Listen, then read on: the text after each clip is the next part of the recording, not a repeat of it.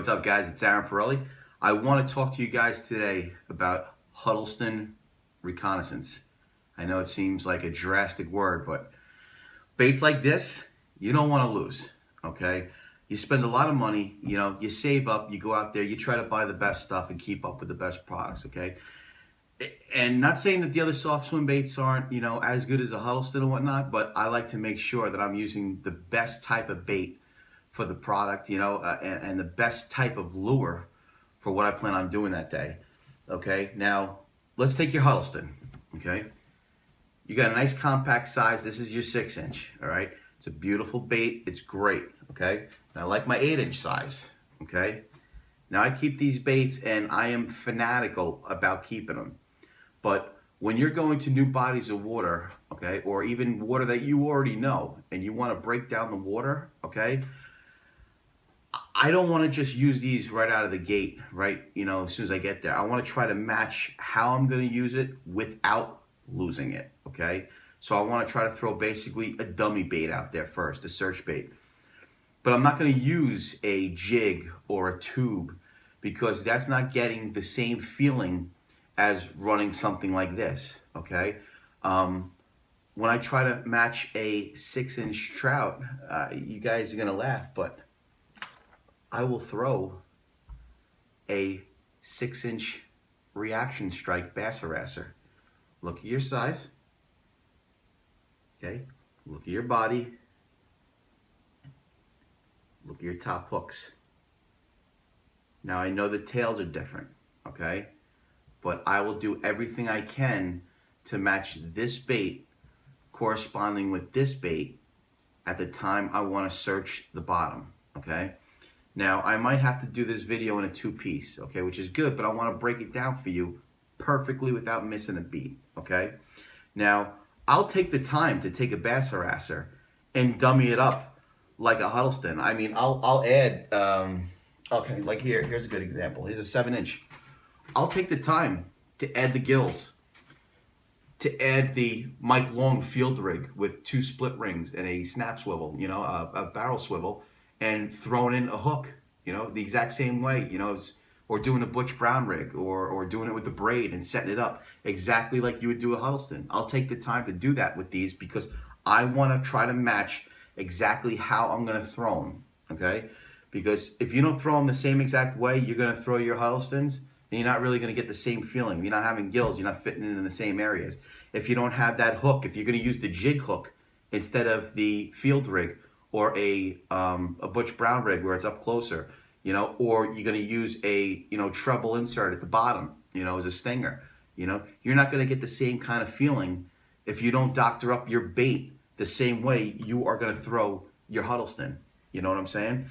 So I like to make sure I do that with a bass harasser before I go out, okay, and use my Huddleston, because I am, like I said, when I lose a bait, I mean, my brother will tell you, okay, I get my Huddleston stuck down there or any other kind of expensive baits that I have, I literally look exactly, okay, like Howard Stern in the movie Private Parts when he like spilled all the records over as a DJ. Oh, that's totally me when I lose when I lose my bait. I get fanatical about it, okay? So when I'm using this down there, okay, I'm bumping the bottom and trying to do the same kind of, fishing and whatnot. Of course, like I'll doctor these up, in fact, just to show you a quick demonstration, because I want you to see the extremes that I'll go to make it look the same. Now you see how basically right here is everything the same, except the tails, obviously. I cut everything down except the jig hook. Now, if you ever seen a bass harasser come out of the package, let me show you something real quick. And this is easy for you to do when you're on your boat. When you're on your boat and you have, a pair of dikes with you, a pair of pliers, some extra hooks, some split rings, stuff like that. You can do these things. I could take a bass harasser out of the package and use the components that are on a bass harasser to basically match what I want to do.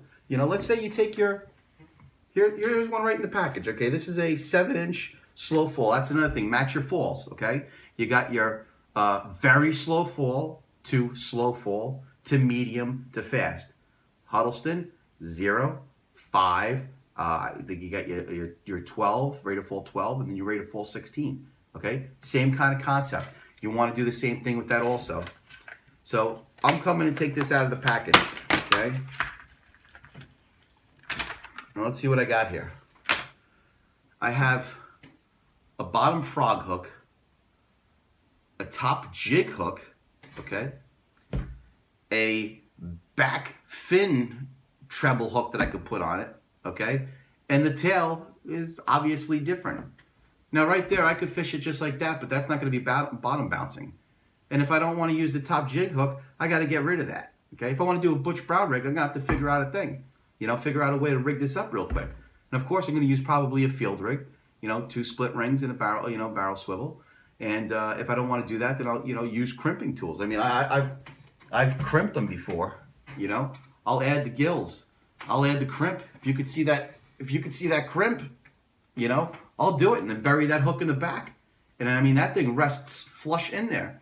And look at it, has the gills and everything all ready to go. Just like I would take the same amount of time on a Huddleston Deluxe, okay? Because I want to know, I don't want to lose it going in between the rocks. Like I said, you're using a jig, you throw a jig out there, you're rolling it back, you're feeling it, you're moving it over the rocks, you know, you're putting it in, letting it drop back down. That's not the same feeling as bringing your Huddleston through or bringing your matching the hatch, you know, 6-inch Huddleston. You know, you want to bring your bass harasser through there the same way you would want your Huddleston to feel, okay? Nice and slow, feeling it, the width, grabbing the contour of the rocks, okay? Picking it up something, letting it drop back down, getting that same kind of feeling, okay? So you know how it's gonna feel when you throw in the big dog, okay? Now, I like to use always with my Huddlestons and stuff like that, I use 20-pound test. I know it seems overkill for the 6-inch, but I'll use it for that, okay? Obviously the 8-inch, I'm definitely gonna throw a 20-pound test, and it's gonna always be fluorocarbon, and it's gonna be a Brazex, Seaguar Brazex, okay? I'll put in a double San Diego jam on that because the eyelet's pretty small, so I won't use my AJ Overkill on it, you know? But when you use that type of setup with the fluorocarbon and the stretch that you want to get, you want to make sure your line is, I mean, you want the most abrasive, like, line. You don't want to get any marks on your line. You don't want to nick up your line. You want to keep it healthy and keep checking your line.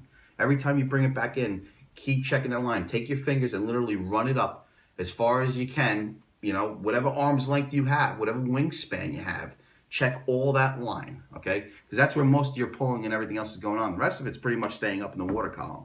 You know, you're not really Carolina rigging it where you're just keeping it real close and just a real slow crawl and everything's pretty much even and flush. You're getting a little bit of, you know, a little bit of line jumping up, so it's not really hanging up a little bit when you're reeling it in. So you have to really check the distance, basically an arm's length width, going up that line every time you bring it back to make sure there's no nicks or anything that's going to break that down, okay? Let me take a little bit of a pause. I'm going to come back and I'm going to show you, all right, how to field rig this bait right out of the package, all right? Give me a second. We'll be right back. Thanks a lot, guys.